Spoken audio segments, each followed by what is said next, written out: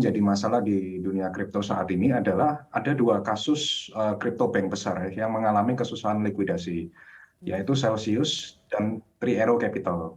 Jadi mereka ini punya yang namanya posisi leverage, mereka terima dana dari nasabah, mereka bungain nasabah, lalu mereka muterin dananya untuk mendapatkan bunga, dan sisanya mereka ambil. Nah, kemudian ketika terjadi pergerakan pasar yang berlawanan dengan posisi mereka, mereka mengalami yang namanya kesusahan likuiditas, sehingga akhirnya kemarin Celsius itu mengumumkan bahwa mereka nge-hold withdrawal, artinya semua nasabah mereka tidak bisa menarik dana mereka dari Celsius. Dan akhirnya karena mereka salah satu crypto bank yang terbesar di dunia, akhirnya ini menjadi sebuah fear di market, kan dampaknya kemana aja. Dan beberapa pihak juga yang terlibat dalam pinjaman Celsius ini, seperti contohnya Tether, juga mengumumkan bahwa mereka punya sedikit exposure dalam posisi Celsius. Jadi selain Celsius, ada juga Three Arrow Capital yang juga mengalami kasus yang sama dalam likuiditas ini, sehingga akhirnya ini menciptakan yang namanya ketidakpastian dalam market. Jadi orang-orang di market ini takut dampak dari isu crypto bank ini sejauh mana, sehingga akhirnya ini yang membuat harga Bitcoin terus menurun sejak pengumuman dari bunga The Fed kemarin. Walaupun sebenarnya itu bukan main cause-nya dari kenaikan suku bunga, tapi lebih ke arah masalah yang terjadi di dunia kripto saat ini, yaitu dari Celsius dan Three Arrow Capital. Baik, ada fear ke market ya Pak Roy. Nah ini harga Bitcoin dan Betul. kripto lainnya juga sudah turun tajam, bisa dibilang menjadi sangat murah. Apakah ini momentumnya saatnya untuk mengkoleksi kembali Bitcoin?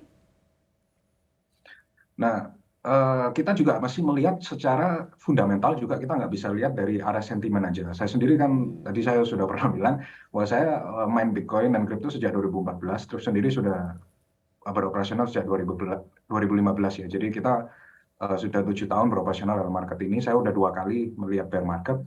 Dan kita perlu ketahui bahwa cycle ini tidak akan terus berjalan tanpa berganti gitu. Jadi kalau kita sekarang saat ini di bear market, suatu saat pasti akan kita kembali ke bull market lagi. Dan ketika kita bull market, kita nggak mungkin bull market terus. Dan kita yang perlu perhatikan itu fundamentalnya. Apakah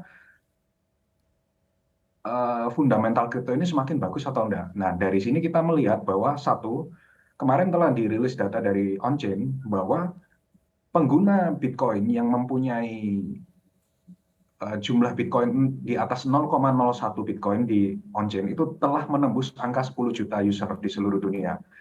Jadi istilahnya kalau dari year on year, ini bertumbuh lebih dari 30%, yang artinya pengguna kripto ini tidak stagnan. Tiap tahun mereka bertumbuh. Ini berarti menunjukkan bahwa fundamentalnya kan bagus. Sama seperti ketika kita investasi saham, kita melihat bahwa ketika perusahaan ini growth, berarti fundamentalnya semakin bagus. Dan ini yang tercatat baru di on-chain saja, belum yang tercatat di exchange, karena yang transaksi yang terjadi di exchange tidak tercatat di on-chain, karena belinya kan internal di dalam exchange. Nah, sebagai contoh, terus sendiri, dan juga beberapa teman saya yang ada di Asosiasi Pedagang Aset Kripto kemarin, sepanjang tahun 2021, terus sendiri mendapatkan pertumbuhan user itu kurang lebih 350%. Yang artinya pengguna kripto di Indonesia juga semakin bertumbuh.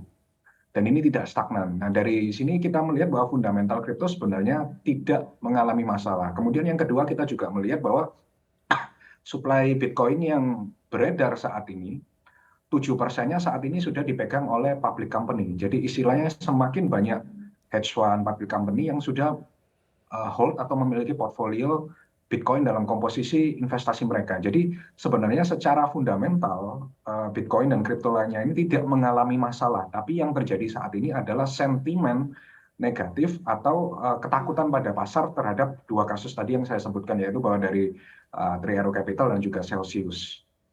Baik, tadi Anda katakan justru penggunanya atau user kripto ini bertumbuh secara year on year mencapai 10 juta user. Itu kebanyakan pemain lama atau newbie? Karena kalau untuk newbie tentunya apakah mereka akan kapok begitu bertransaksi di kripto, Pak Rey?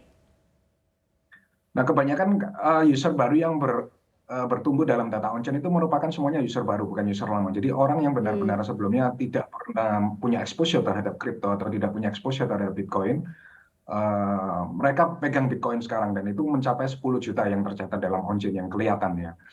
Dan saya merasa bahwa tentu sebagai investor, kalau portfolio kita turun hingga 30 hingga 50%, tentu itu akan menimbulkan rasa takut, ya kan. Tapi kembali lagi saya mengajak untuk semua yang investasi Bitcoin bahwa kita harus back to fundamental, karena saat ini kalau kita melihat berbagai data, Bitcoin ini sudah menunjukkan wilayah yang benar-benar oversold saat ini dengan harga $20.000 sekian, ini sudah benar-benar oversold. Dan bahwa perlu dicatat bahwa selama 8 tahun ke belakang, kita tidak akan pernah turun jauh di bawah ATH sebelumnya. Jadi kalau ATH sebelumnya kan 19.800 dolar, berarti kemungkinan besar kita tidak akan turun di bawah itu. Jadi benar-benar kita sudah mendekati wilayah bottom saat ini. Dan seperti ada pepatah bilang kan, most money is made during bear market. Jadi ketika orang lain takut, kita bisa melakukan dollar cost averaging untuk menyimpan Bitcoin atau untuk melakukan akumulasi Bitcoin, sehingga nanti ketika bull market kita bisa take profit gitu loh. Jadi jangan dibalik, ketika bull market kita beli, ketika bear market kita jual. Itu kan resep untuk loss money ya. Jadi bagaimana kita mengatur posisi kita dalam cycle market inilah, di mana kita bisa profit dari sini.